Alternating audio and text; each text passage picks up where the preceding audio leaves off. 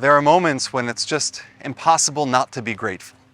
When you're surrounded by beauty, living in a place of peace, living in a place of prosperity, and understanding that not everyone in the world appreciates and gets to experience this beauty with all that's happening now in terms of war, in terms of loss and tragedy. To appreciate the blessings of one's life becomes all the more important. Appreciating the blessings and gratitude is at the core of our Torah portion this week of Chukat, as we read of, a sad moment of the death of Aaron the high priest. And in that moment when the people hear of the death, we learn some of the laws for our own mourning rituals. We learn the law of Shloshim, because the people, when they hear of the death, they cry for 30 days. And that's something that's an honor that's given to Aaron the high priest, that's not given really to anyone else in the Torah. And the question is why? And the rabbis, the sages, offer the interpretation because Aaron was a man of peace. Because when people were in a moment of fight, of discord, challenging one another, and peace was lacking, Aaron would step in and he would reconcile and he would bring shalom. He would bring peace to the world. And that's worthy of gratitude, both for the person, but also for the value of peace in our lives. When we feel those moments of peace, when we look around us and see blessing and can achieve, just even for a fleeting moment, that spiritual tranquility, that sense of true shalom, of peace, that's worthy of gratitude. We're grateful for the world that God has created. There's a beautiful story about Rav Yisrael Zev Gustman, who was a leading rabbi in the last generation. He was born in Lithuania before the war. He lived in the United States for a number of years. He moved to Israel towards the end of his life. And in his later years, he was the head of a yeshiva in Israel.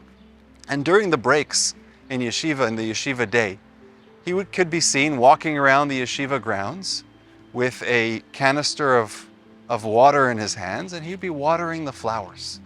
I wondered, why is the Rosh Yeshiva, why is he watering the flowers? Isn't that something that the gardener should be? Why is the head of the yeshiva watering the flowers?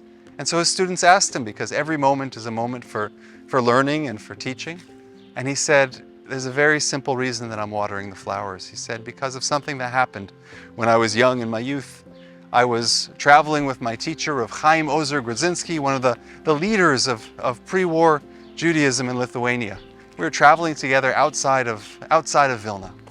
And as we left the city and went to the more beautiful natural surroundings, the Rabbi, he started to point to the forest and he said, do you see that berry over there? That berry is poisonous. Don't eat that. Do you see that flower over there?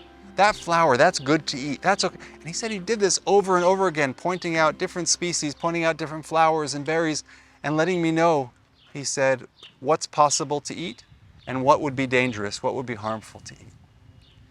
And he said, I had no idea why, as a young yeshiva student, I had no idea why my Torah teacher was suddenly breaking out into a lesson in botany. I didn't understand it. Until a few years later. We're in the middle of the war. The Nazis have come into Lithuania. And we were forced, my family, our community was forced to flee into the forest. And suddenly those lessons came back.